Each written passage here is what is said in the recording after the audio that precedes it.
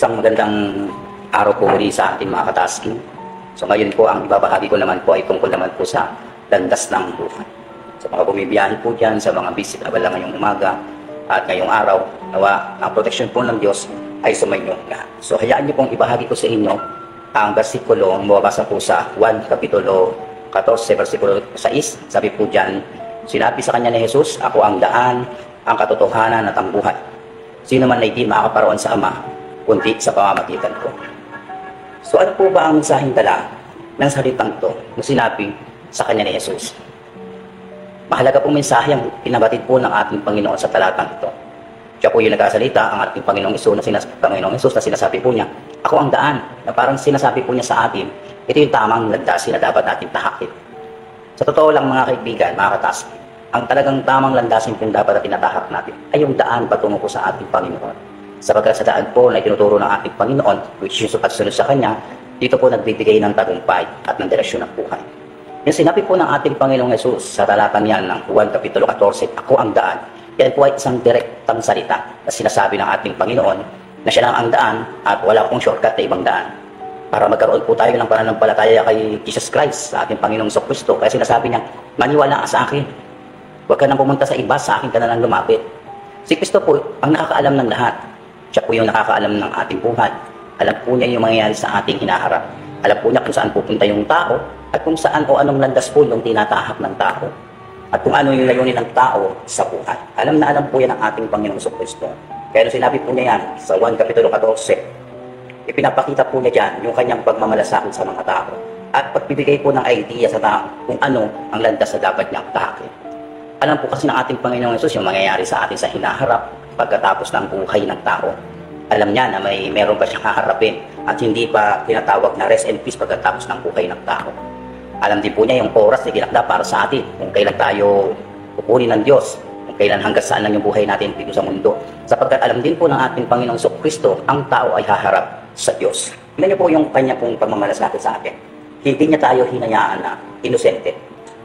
Pinahayag po niya yung kanyang sarili, pinahayag po niya yung kanyang salita sa lahat ng tao para makilala siya, para maintindihan siya, para tanggapin siya sa kanilang buhay. Tulad po natin, nais po ng ating Panginoon, tanggapin po natin ang Panginoong Kristo sa ating buhay. Dahil ayaw niyang mapahamak tayo.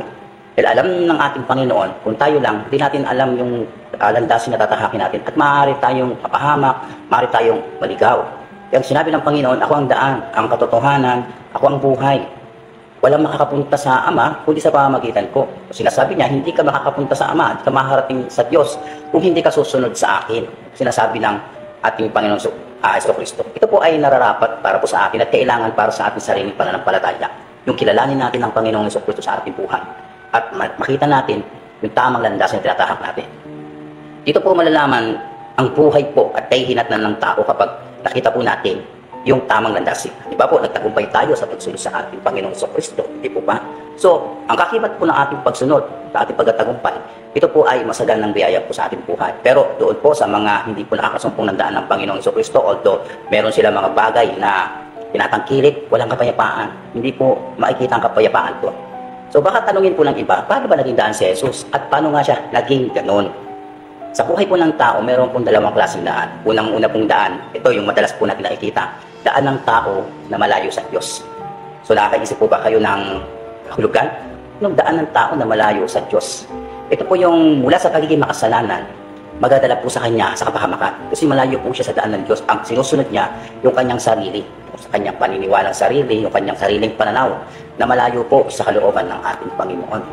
Ngayon, sa kanya pong klasik pamumuhay na yan, hindi po maiiwasan yung tungkol sa galit ng Diyos dahil sa kanyang kasalanan. Hindi niya kinikilala ang Diyos. Siyempre, ang salita, pag hindi kumikilala sa Diyos, alam naman po natin na imposible po yung maging banal. Kapag hindi po siya banal, kasalanan po ang madalas pong nakikita sa buhay niya. Now, tandaan po natin, darating sa atin ang bunga ng ating mga kasalanan. Hindi po natin yan maiiwasan. Tulad ng madalas natin sinasabi ng mga magulang natin, kung ano ang itinanim, yun ang aanihin. Kaya kung ang ating pong buong buhay ay nabuhay tayo na malayo sa Diyos, malayo sa kalooban ng Diyos, malayo kay Kristo. So, aanihin po natin pagdating ng panahon, yung bunga ng ating mga ginawa. Sapagkat ang paghatol po ng Diyos ay base po sa ating desisyon na ginagawa ayon sa kanya pong mga salita. Pangalawa po, ito naman po yung daan kay Kristo. No? Si Kristo po ang daan upang makatakas po sa kapangyarihan ng kasalanan. Pag ang isang tao po lumalapit sa Diyos, hinahanap po ang Diyos sa kanyang buhay, hinahanap po yung kalooban ng Diyos, makikita po niya na ang landas ng ating Panginoon, makakatakas po siya doon sa kapangyarihan ng kasalanan. What I mean, hindi na magkakaroon ng kapangyarihan ng kasalanan sa kanya, magagawa niya itong pagtagumpayan. Pero first of all, kailangan magkaroon muna siya ng pananampalataya at relasyon sa ating Panginoon. Now, para mabuksan po yung ating pong isipan, natanggapin po ang ating Panginoong Diyos, kinakailangan po makita muna natin yung sarili natin, yung kakulangan natin, yung pagkakamali natin, yung pagkakasala natin. Kasi gawin na ang isang tao, hindi na po nakikita yung kanyang pagkakamali o umiiral sa kanya yung tinatawag nating pride, hindi po yan naamin. Hindi po siya magpapakumbaba. Kaya sana maranasan po natin lahat na makita natin yung sarili natin, yung pangailangan po ng kaligtasan po ng ating mga kaluluwa pagdating ng panahon. Maranasan po natin yung biyaya ng Diyos. Dahil hanggat ang isang tao po ay hindi po siya nakokonvict, hindi po siya nagkakaroon po ng pagkilala sa kanyang sarili, hindi po niya malalaman na siya po ay isang makasalanang tao. Para sa kanya, lahat ng ginagawa niya ay tama. Para sa kanya, ito ay naiintindihan ng ating Panginoon. Na kung si Kristo po yung daan upang makataas po sa kapangyarihan ng kasalanan, binapahayag po ito ng Biblia upang makipag-ugnayan po tayo sa Ama. Dahil sinasabi po ng ating binasang verse, si Jesus ang daan patungo po sa ating Panginoon. That's why, bago ka makarating sa Diyos, bago ka magkaroon ng relasyon sa Diyos, hindi ka pwedeng magkaroon ng relasyon direkta. Kinakailangan dumaan ka muna sa ating Panginoong Jesucristo, na ang ibig sabihin sumampalataya ka muna sa ating Panginoong Jesucristo. Sabi po niya, Jesus Christ, John 14, ako ang daan. So ano bang ibig ipakahulugan ng Panginoong Jesus nung sinabi niya ako yung daan? Katotohanan. Katotohanan. Ako ang katotohanan, sabi ng Panginoon. Sabi niya kanina, ako ang daan. Ngayon naman po, ito yung sinasabi niya, ako yung katotohanan. Ano yung nais niya ipakahulugan? Ito po yung pinakamataas na pag-unawa sa kanyang mga salita. The highest sense of that word, yan pong sinasabi niya. Ang ilan po sa mga salitang ito na sinabi ng Panginoon, nangangahulugan po ng literal na kaayusan ng pananalita. So, kaya po yung sinasabi niya akong katotohanan, para maintindihan po ng tao na kailangan niya ng kaligtasan. Mga katotohanan po ng aral ay nasa ating Panginoong Jesucristo, at siya po yung bumubuo ng pangunahing katangian po, lalong-lalo na po ng mga relihiyon, mga ating pong relihiyon.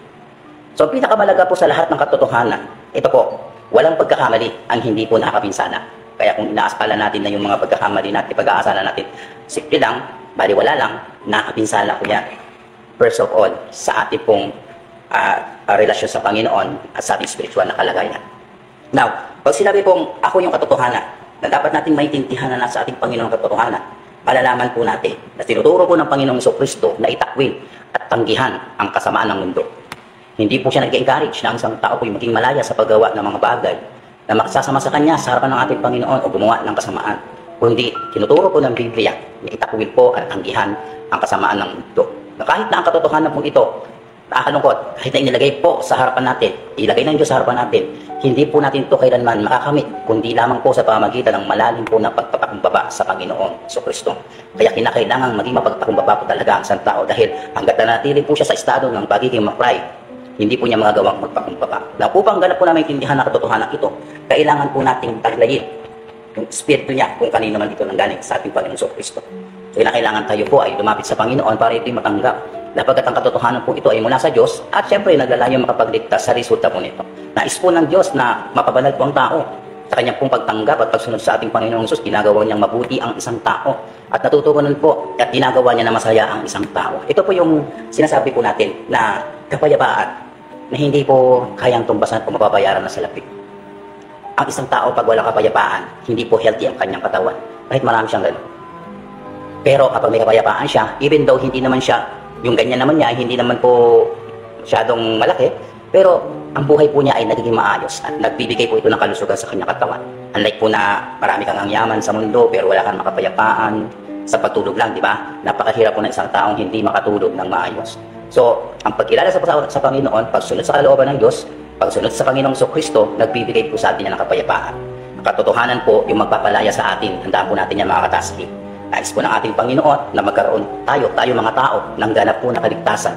Hindi lamang po yung feeling na kaligtasan. Feeling ko, ligtas na ako kasi mabuting tao naman ako. So, hindi po masama ang maging mabuting tao. Pero masama, kung mabuting tao ka, wala si Kristo. Nagiging epektibo at nagiging mas mahusay po ang pagiging mabuting tao o pagiging mabait, sabihin na natin, kung kasama mo si Kristo sa buhay mo. Dahil hindi ka naman magiging mabuting tao kung wala ang Diyos sa buhay mo. Kailangan ng tao ang Panginoong Jesucristo para siya po ay maging matino, isang mananampalataya sa harapan ng ating Panginoon. Kung sinasabi po ni Jesus na siya po yung buhay, gaano ito nauunawaan natin ng tao? Anong klaseng buhay po ba yung tinutukoy dito? So, alam niyo po, sinasabi po ng Biblia na ang ating Panginoong Kristo, nagbibigay po siya ng buhay. Nagbibigay po siya ng mapayapang buhay, katulad sinabi ko kanina, nagbibigay din po siya ng walang hanggang buhay pagkatapos ng buhay natin dito sa mundo. Kasama po sa buhay natin yung kaligayahan, sapagkat ang buhay po dito ay hindi po natural at intellectual, ngunit spiritual at walang hanggan. Pagkatapos ng buhay natin sa mundo ito, at tayo po ay tumanggap po ng buhay na walang hanggan. Sa piling natin, Panginoon, yun po yung tinatawag na walang hanggang kaligayahan sa piling niya. Sa walang kahirapan, walang sakit, walang pagdurusa. Unlike doon po sa mga tao na hindi tumanggap sa Panginoon, ito po ay habang buhay po ng pagdurusa. And then, sabi po ng Bible, si Kristo ang buhay. Nais po niya maintindihan po natin na walang sino mang tao mabubuhay kung wala siya. Nais po ng ating Panginoon kung sa ating pagtanggap at pagsapalataya sa Kanya, iligtas niya tayo sa ating mga kasalanan o sa kamatayan po na dulot ng kasalanan. Sa pamamagitan po ng pagbabayad sa sala, na naayon po sa batas, ginawa po niya yung pagtubos, sa pamamagitan din po ng pagpapalaya sa tao mula sa kapangyarihan sa Satanas. Pero, tandaan po natin, ang tinutukoy po dito mapapalaya ay yung sumampalataya sa Panginoon. Hindi ka mapapalaya kung hindi ka sampalataya sa Panginoon. Parang ang isang akusado, kung hindi siya susuko sa batas, hindi po siya mabibigyan po ng pabor o probisyon. Kung hindi po tayo papasakop sa Panginoon, hindi rin po tayo makakatanggap ng ganitong klaseng kaligtasang ipinapangako ng Panginoon. Hindi tayo mahugasan o matutubo sa kasalanan kung hindi po tayo lalaki sa Panginoon. Ngayon, ang tanong po dyan, paano po ba natin naunawaan yung salitang to? Walang makakaparoon sa Ama, kundi sa pamamagitan ko. Si Kristo po ang nagsabi niya. Kaya po niya sinabi yan, kasi gusto po niyang ipakita sa atin na siya lamang po yung paraan para makalapit po ang tao sa Diyos. Siya lamang po yung talagang daan. Wala nang iba. Wala na tayong pwedeng puntahan. Kung mayroon nga lang po mas madaling daan para sa kaligtasan, sige, sama na tayo. Pero kay Jesus lang po talaga natin yan makikita. Maaari pong sa Diyos at mabuhay po sa Kanya lamang, sa pamagitan lamang po ng pagtitiwala sa ating Panginoong Kristo. Kung hindi natin tinatanggap si Kristo sa buhay natin, wala tayong relasyon sa Diyos. Yan po ang katotohanan. Yan po ang tunay na sinasaad ng Biblia. Sapagkat walang sino man po makapunta sa Ama at mabuhay kasama niya, maliban kung siya po ay magsisimula kay Kristo. Si Kristo po kasi ang pintuan para po makapasok ang isang tao sa kaharian po ng ating Panginoon. At gayon din naman para magkaroon siya ng relasyon sa Diyos. Now, in conclusion, kung wala pong daan, wala kang pupuntahan. Kung wala po yung katotohanan, wala kang kaalaman. At kung wala po ang buhay, walang sino man po ang maaaring magkaroon ng kinabukasan. So sa madaling salita, parang sinasabi sa atin ng Panginoon, ako yung daan na dapat mong sundin. Ako yung katotohanan na dapat mong pinagkakatiwalaan. Ang buhay na dapat mong pag-asa. Ako yung sapat na paraan. Ang katotohanan. Sinasabi niya, ako ang Diyos na buhay kung ikaw ay mananatili sa aking mga salita. Sa pamagitan po ng ating Panginoon Kristo, ay malalaman mo ang katotohanan at ang katotohanan ang magpapalaya sa iyo. At ikaw ay magkakaroon ng buhay na walang hanggan. Kita niyo po yung pag-ibig ng ating Panginoon Kristo. Pag-ibig po ng Diyos sa ating lahat. Hindi po siya pipili ng sino mang iligtas. Pero bago po mangyari yun, kinakailangan po ang tao ay lumapit at sumampalataya muna sa Panginoon. Saka pa lamang po niya makatanggap yung pribilehyo para po sa kaligtasan. Nawa na pagpala kayo sa ngayong umaga sa mensahe pong ating dinalakay po ngayon. Tiyakin po natin na yung landas ng buhay at tinatahak natin patungo po sa kalooban ng Diyos. Sapagkat baka di po man ang yaman ng mundo, baka di po man ang lahat ng mga bagay sa mundo, maging masaya, maligaya ka. Kung wala po si Kristo, wala po ang Diyos sa buhay natin, pagdating ng panahon, hindi po natin matatanggap yung walang hanggang kaligayahan sa piling po ng ating Panginoon matapos ang buhay natin dito sa mundo. Advice na isama natin sa lahat ng kaligayahan, ng lahat ng tagumpay natin, lahat ng karera natin ang Panginoong Kristo. Wag na wag natin siyang iiwan. Wag na wag natin siyang babaliwalay sapagkat siya po yung susi sa lahat po ng tagumpay ng isang tao. Yun lang po. Marami pong salamat and good morning. See you later.